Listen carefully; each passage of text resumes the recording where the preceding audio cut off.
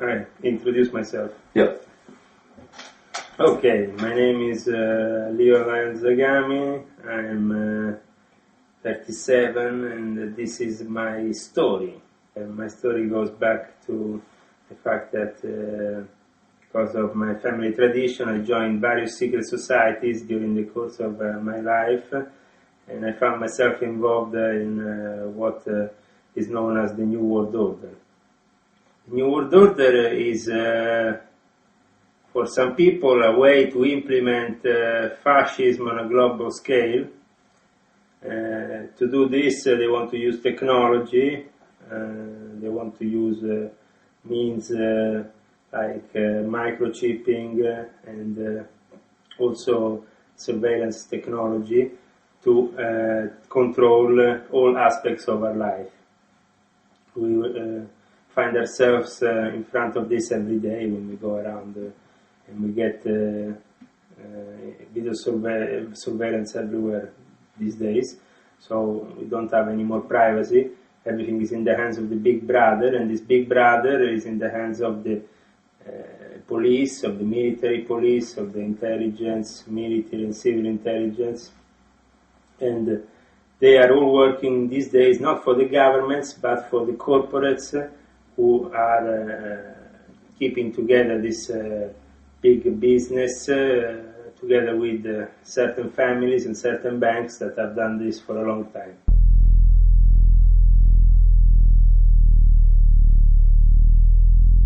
Well, my personal experience. I can talk about my personal experience. I was initiated on the 13th of April 1993 in Rome. It was a peculiar time in Italy because the P2 Lodge scandal had erupted and Freemasonry was in turmoil. Grandmaster Giuliano Di Bernardo, who is now the Grandmaster of the Academy of the Illuminati in Rome, split from the Grand Orient of Italy and was forming his own Gran Loggia Regolare d'Italia, which was the only one recognized by the United Gran Lodge of England.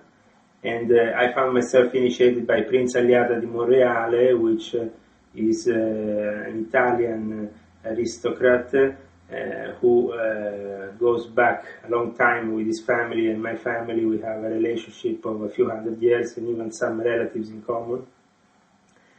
And he is the head, or used to be the head because now he's deceased, the head of the Order of the Sword and the Eagle, which was a Masonic order which I came to belong to. And then he also let's say directed me to what was to become the Monte Carlo Lodge, the Committee Monte Carlo, which was already a lodge and was to become a committee, a Masonic Executive Committee in 1999 that was to have people from all the various Masonic obediences, chivalric orders, secret societies, and work in a way above all these structures as a superstructure within the structure of the Illuminati, with this base in Monte Carlo, and Ezio Giunchiglia, who was the treasurer of the P2 Lodge, had this in mind, and the P2 Lodge position as treasurer was a very important one because the P2 Lodge also was connected with the Vatican Bank and with Monsignor Marcinkus, the very big character who was also died recently and was involved with the scandal of the Vatican Bank that erupted more than 20 years ago and involved Roberto Calvi, that ended up killed in Blackfriars Bridge, under Blackfriars Bridge in London in 1982. Like, have you personally witnessed some people talk about, how do you know this thing? Yeah, for example, I gave you a book before, Universal Unity, in which there is a mention of the microchipping and the great benefits it will bring to the people in charge, because they can control everybody without really having to be there. You know, you can also control the whole prison population, put them in isolation in an island, leave them there, just control them by microchip, and you don't have to anymore even have a prison if you have everybody microchipped. It would be like a global prison. It will be a global prison in which certain people will be punished simply by not having the possibility to have this or this other service if they are bad boys. Wouldn't like a one world government something? It could be something positive also, like. Yeah, one world government could be a positive thing if it was in the hands of people who were clean, people who were of clean principles, and who believe in God, who have a positive way of viewing their fellow citizens. But this doesn't happen because the minority is more and more scared of what the majority is thinking. And so they're always more and more attached to their own inheritance, what they have inherited for hundreds and thousands, for thousands of years. They have an inheritance, they don't want to leave it to the people. They want to keep it, they know they have this force, especially with the banking system. People like Rockefeller, Rothschild, driving banking forces which are way above the imagination of a normal guy. And these forces are the ones who are really behind the wars and behind all the international situations we are living today, especially around this false flag terrorism and this terrible situation of 9/11, which is basically blaming the Islam when in reality it's being created by the CIA together with the Vatican Knights of Malta and with people who are inside a totally different structure from what people can imagine, and instead they blame it on the Islam. Islam is innocent, is not to be in any way connected to people like Al-Qaeda. Al-Qaeda is not Islam. Al-Qaeda is being created by the agents of the West. That's why it's part of the Wahhabi conspiracy against Islam, because the Wahhabis is a form of Islam that is being created by the Zionists and by the British agents. And the Wahhabis are the ones in charge of the Holy Land of Islam, though, in this moment of time. So we have very much a conspiracy that is driven by all these heads of the religions who are not honest with their people, and especially with certain religions who are being corrupt. Because religions are made to be corrupt. Mankind is made to be corrupt. And obviously maybe the genuine message was given at the start to a messenger, to a prophet, and then it degenerates because then you give the power to people, the people want to have control over other people, and from the positive message of a religion, then you degenerate and you reach the wars and the conflicts that we have nowadays. So I've also said that the 9/11 and the war on terrorism is about bringing this new world order. Yes. Can you? Yeah, for me the experiment started a long time ago. After the war, they brainwashed the population of Europe, the Americans, with the American dream, with the first program called the Magnetize, used by the OSS, then became the CIA. Then they started with these programs of mind control.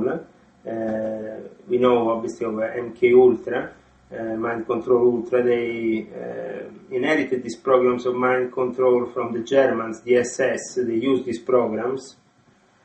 They inherited the worst experiments and the worst technology that could be used against humankind to literally create robots. And amongst all this, there was also the fact that the certain secret societies had been behind the creation of Nazism, and these secret societies were still powerful and in control in America, like the Skull and Bones in Yale University, and like the OTO, for example. These secret societies that have worked to create from the beginning one world order have already worked through the First World War, the Second World War, and now they are working on a Third World War, because that's what they have already predicted from the start. Strategy of tension before the so-called war on terrorism seems to be just a continuation of that. Yeah. Is that a basic strategy of the elites? Yeah, the strategy of tension in Italy was there with Principe Borghese, with a whole period we had in Italy in the 70s with the Red Brigades. We had numerous bombings, like the bombing of Bologna, the bombing in Strage Piazza Fontana. We had these episodes in Italy which are all interconnected with the secret services, the P2. The P2 had a big chunk of secret service operatives inside, and still has, in the Monte Carlo Lodge. So basically, the heads of certain the departments of the Secret Service and even the Secret Service head himself was inside the lodge. So at that point, dependent from a Grandmaster who could ask all kinds of favors. At that point, it's the Grandmaster who calls the shots. In that case, Licio Gelli has always called the shots. And the strategy of tension started with these experiments like the Bologna bombing, and then ended up with the 9/11. It's the same kind of psychology, just enlarged. You know, first there were bombings on a smaller scale, then they made this big Hollywood spectacle for the people that had to be 9/11. Obviously, it had to be a big American show. It had to be a bit, the detonations were right on spot, so they fall down these twin towers in that way. Probably these Arabs who were totally brainwashed and led to believe God knows what participated to some extent to the hijackings, but we are led to believe that it was remote control, the whole thing, so there was not really much they could do. This also imaginary battle on top of Flight 93 with all this. It's all fiction, you know. There was definitely a big attempt for America to create a stage show for the apocalypse, for something apocalyptic, and they followed also the Zohar, which is a book, a Jewish book, the Book of Splendors, in which the 9/11 attack is detailed also in the day and the year exactly when it will happen in a big city. So they picked up from a holy book the most holy date for this event to happen. It was already written in the book, in the Zohar. So at that point, obviously, the Jews didn't go to work because the rabbis warned them in advance that the Twin Towers that there would be something coming down that day. It would be very dangerous to go to work. That's why it's not the Mossad that went around saying, listen, there is an attack, but it's because the rabbis had this written in the Book of Splendors, and because the Illuminati acted together with the Zionists on top of this Book of Splendor by acting, reflecting what is written above, below. This is also a rule of Freemasonry. So about reason, like this is very serious charges, like would you be willing to go to court to testify about things you have like seen or witnessed? Yes, absolutely. I would like to witness, to be a witness of how these secret societies, especially the various secret societies involved in Satanism, have infiltrated every other form of today of clubbing, like the Rotary, the Lions Club, the Freemasons. These have all been infiltrated and now controlled by the Satanists. The Satanists are in control of this of the Western mentality of wanting to belong to a secret society for some particular reason, and that particular reason is in Western men a sense of pride in belonging to these societies. You know, that's why they give themselves grand titles, grand names, but I will be definitely ready to witness what I saw in regards to this lobby of people on the top who really doesn't care much of what happens below, but they are in control of the life of millions of people below by the decisions. And in the Monte Carlo committee, they were talking about controlling Grand Lodges like they were talking about controlling, a picnic, you know, something very easy for them. They were controlling this Grand Master, this other Grand Master. What should we do with this secret society, this other secret society, the Ordo Templi Orientis, the Rosicrucian, the Martinist, all this network, the synarchic way of the empire, which was also envisioned by the Ordo Martinist Synarchique. And these are also where the famous protocols of the Saves of Zion comes out from. And this ambiance in which you have a conspiracy that usually is only blamed on the Jews, but it's much more complicated than that, because there is the Wahhabi involved, for example, the Emirates, the Arab Emirates, and all the Wahhabi various emirs and who are in control of the Emirates, and that is also part of the conspiracy, together with the Zionists, together with the Vatican. So we have a network, an invisible network of people that is only known to by initiation, because when you receive the Masonic light, then you can accede into the temple, the Masonic temple. And that is how it is also for the other secret societies that take from the Freemasons and want to then expand their projects in specific directions. So they have the Società Rosicruciana in Anglia and England, which also is the Illuminati, because the Illuminati are called in various ways. We can't call them only, there is not just an order of the Illuminati, because Adam Weishaupt in 1776, he created something that was already there. He created another order of an order that was already there, specifically to bring out this order of the Illuminati in the open, and to give them an image. But there was already, for a long time in Freemasonry, always known as the Illuminati, the Rosicrucians. They were the real Illuminati who were guiding the lower levels. Because from the upper levels they use metaphysical means. The metaphysical world, in a way, serves them because they want to brainwash people. They want to put symbols in their heads.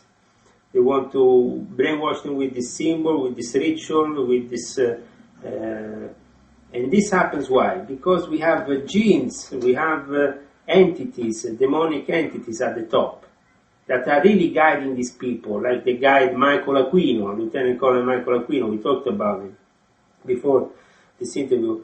And Michael Aquino is a typical example of how the CIA has used black magic and is not really very scared of saying that they are involved with Satanism and things like this. They are quite open about it. How can you be open about Satanism? It means that you are a sick society. If you're in your army, in your military intelligence, you have people that are involved with Satanism, and at such a high level, especially in the programs of mind control, because you are using this, you are manipulating people under you, and you are creating more and more control over people using this genie technology. What is genie technology? It's something that normal people don't know about. It's a metaphysical technology. It's not physical. It's made out of something that is untouchable. You can't touch these forces. But these negative forces can influence you, and they're magnetic. They are. That's why you have also ARP. You have also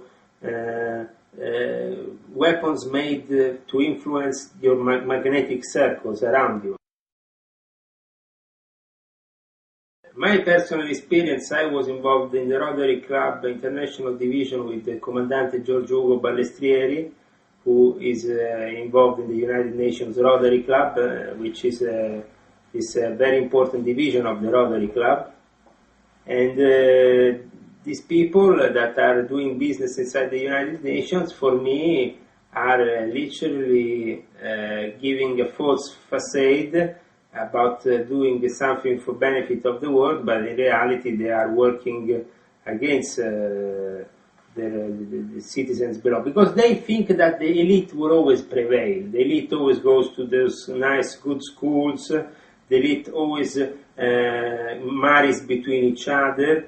They maintain the blood very close amongst certain families, so they can keep the power together and the structure together. And the elite on the top is not of a particular religion because they are Satanists, so they are fundamentally atheists. The Satan likes to play tricks with men and to make them think they are in control, and actually the greatest trick that he can play on men is to make them believe he doesn't exist. So for these people on the top level, it's very easy to become atheists and to use this at their advantage. Basically, you talk about conspiracy here, but don't we have like a democracy or like we have elections and things like that? Well, we have a facade which is dedicated to the normal people, to the mass, to make them happy, create a democracy that reflects really the need of the people to feel free in some way, even when they are not really free. Because obviously if they realize the power that these structures have upon their daily life, they will probably rebel. So everything is made in a way to make them believe the contrary of what is actually happening. And I think that the structure of Freemasonry is at the lower level one of the most important structures, but then you have to go up to the Illuminati societies, the various secret societies involved at the top, to get to the people who are really manipulating the whole thing. And those people are the usual families of Zionists and the Vatican, who is supporting them. So you have these people who want to implement the New World Order are a series of knights from the knighthoods recognized by the Vatican, like the Knights of the Holy Sepulchre or the Knights of Malta, the Knights of St. John. These knights are all part of the secret services in America, in the CIA, in the MI6, in the MI5, in England. So these people who belong to these intelligence services have double loyalty, not only to their country but also to a holy order they belong to, and that holy order is under the control of the Pope and under the control of the various leaders of these knighthood orders. There is many knighthood orders also outside of the Vatican that control all sorts of parts of the aristocracy. We have the Royal Order of the Garter in England, which includes all the members of the various European aristocratic bloodlines that are more or less all interconnected with each other. And then you have, for example, for the Austrians, also the Teutonic Knights still exist. And we can say that all these knighthoods have, in a way, they function as a military structure, invisible military structure that is not in the eyes of everybody, but only in the eyes of the people who know what is the significance of this cross put in a certain way, or this other color for this other garment, or whatever. They use special crosses, symbols to recognize each other, like they do in Freemasonry with the square of the compass. Is the most basic thing. Then you have many other degrees and many other symbols to wear, or many other knighthood orders that are connected also to Freemasonry. Freemasonry is born out of the knighthood orders as a necessity to also involve the lower sides of the Western society in this pyramid, and to make them all involved. That's why in England, for example, you have almost, in Great Britain, in the whole of Great Britain, almost 500,000 Freemasons. So you have not an elitarian society, but a big society with an elite that sits in the center, ruling all these people. And they literally rule them by the stick, and they control them. And certain lodges are involved with for example, like the Quote Coronati in the rebuilding of King Solomon's Temple, in what is a project that they want to have, despite of all the problems that this might create, and they have already, with actually Di Bernardo, founded a lodge after the killing of Isaac Rabin, and this lodge is in the Temple Mount, just near the mosque, and near one of the most holy, say, shrines of Islam in Jerusalem.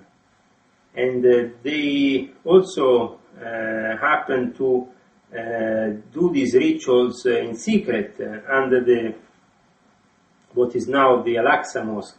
There is some tunnels built where there was the old temple of King Solomon. And in these tunnels and in these secret places, they activate these ceremonies with high priest, high priestess, and they really are into pagan worship, these ancient family lines, especially from Europe, because they think this is their origin, and so to respect their origin they have to be pagan worshippers of these specific cults.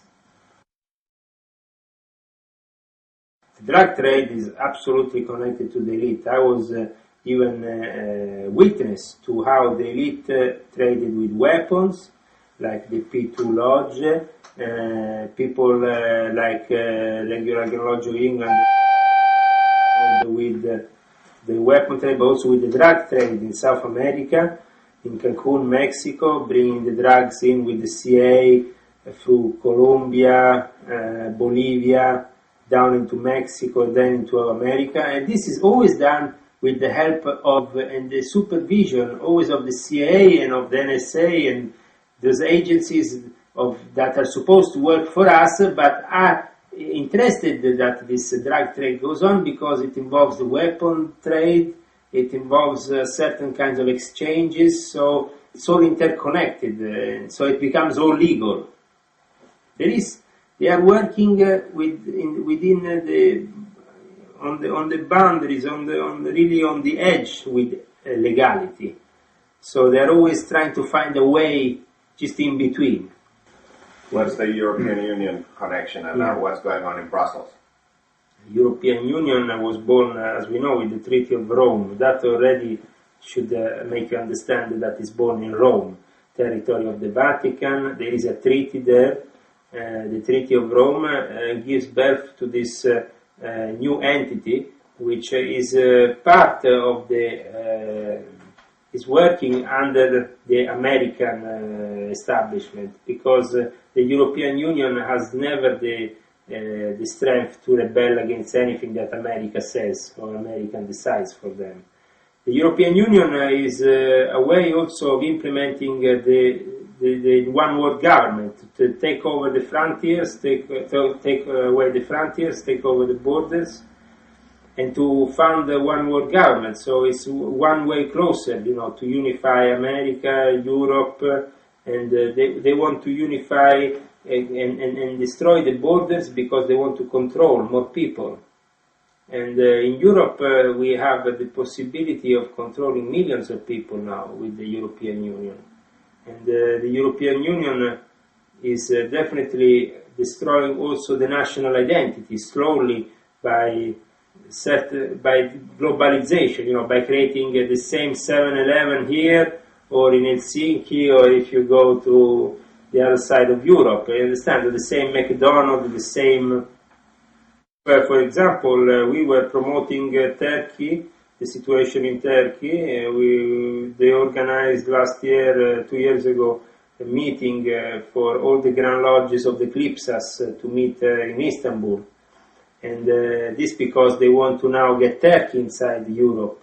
So the lodges of Freemasons move with their businesses, their Rotary clubs, their network, trying to embrace this whole, because when you're talking about Europe, Europe is a state made out of states, but for me, Europe is made out of corporates that rule Europe, and out of banks that rule Europe. You have HSBC here, or you have it there, you have it, and they want to expand now to Turkey, and now Turkey is the next big thing because it's not Christian country, but at the same time they want to, the Pope wants to have control over the whole of Europe, so it's making their own, implementing their own ways of wanting Turkey into Europe. They want to say, at my own conditions. You can have Turkey into Europe only if you follow our Christian heritage, our own way, our own knighthoods, our own network. Freemasonry is very big in Turkey, and that's why, unfortunately, there is many problems. This is since the founder Ataturk founded modern Turkey. Freemasonry has always been very big there, and it's been working on behalf of the English Grand Lodge to destroy what was left of the Ottoman Empire and to, in a way, create a country that could filter the Muslim extremism for them and function as a dialogue state with the countries of the Muslim region. So for them it's very important to have Turkey inside at this moment of time.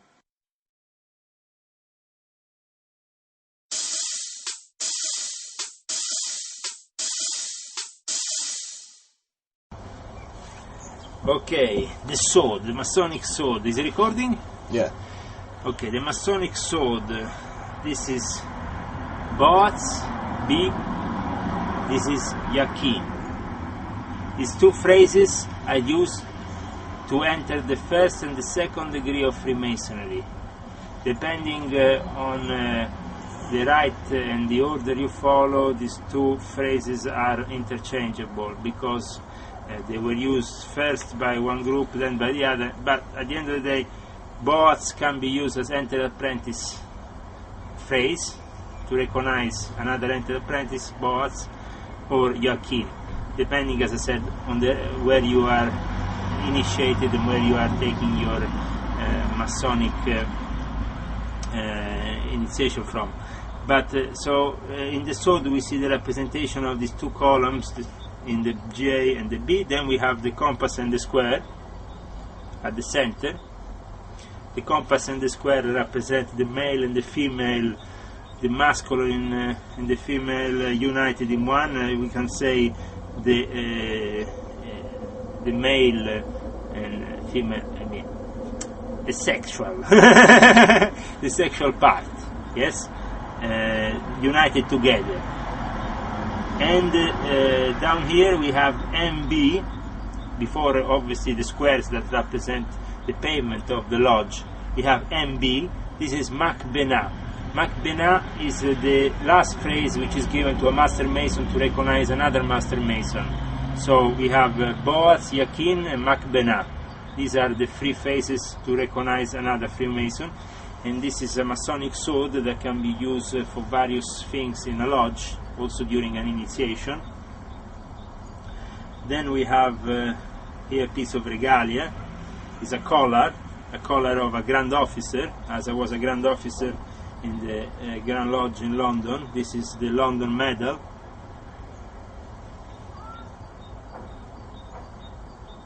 As a Grand Officer I used to wear this. Obviously I should take off my jacket. I should put it on like I used to in the old days.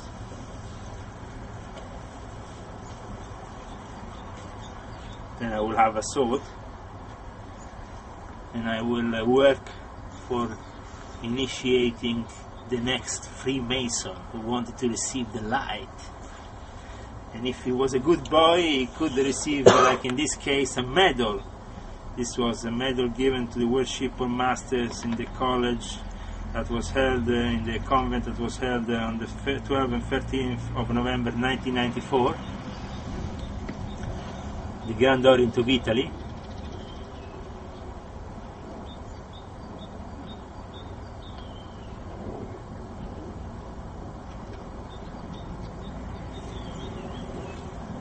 So this was a little Masonic episode, described with the symbols picked up from the use of these various regalia, these various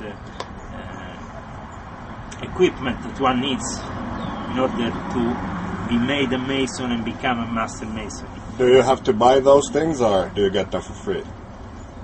Well, you have to buy them depending on who you know. You pay less.